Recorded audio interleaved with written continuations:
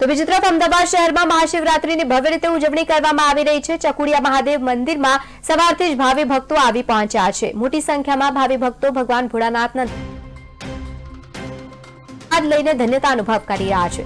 શિવરાત્રીના દિવસે શિવલિંગ પૂજાનું વિશેષ મહત્વ હોયેલું છે, ત્યારે ભક્તો જળાભિષેક કરી રહ્યા છે। દૂધનો અભિષેક સહિત ભાંગનો વિશેષ અભિષેક કરવામાં આવી રહ્યું છે। શિવજીની આરાધના કરવામાં આવી રહી છે।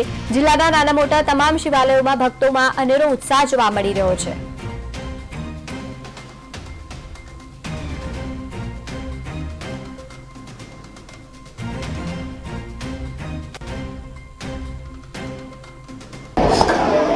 શિવરાત્રીનો તહેવાર બહુ પવિત્ર દિવસ છે।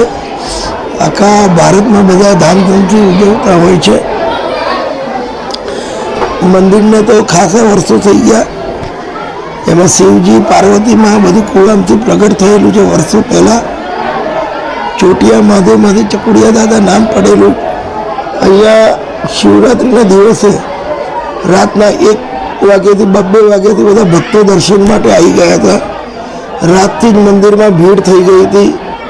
અહીંયા સવારે મહાઆરતી થઈ 4:15 વાગે।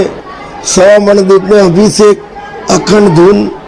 સાંજે 4:30 વાગે બરફના મહાદેવના દર્શન। રાત્રે 12 વાગે મહાપૂજા।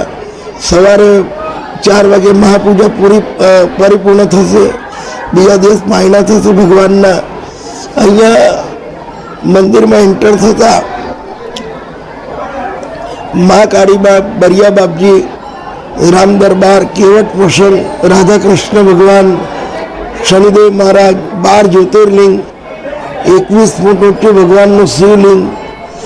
ઘણાને બધાને ઈચ્છા એવું થાય કે આપણે ત્યાં પ્રયાગરાજ જઈએ કે બદ્રીનાથ જઈએ, કેદારનાથ જઈએ, પણ જ્યાં સુધી ઉપરવાળાનો હુકમ ના હોય ત્યાં સુધી કોઈ જઈ નથી શકતું।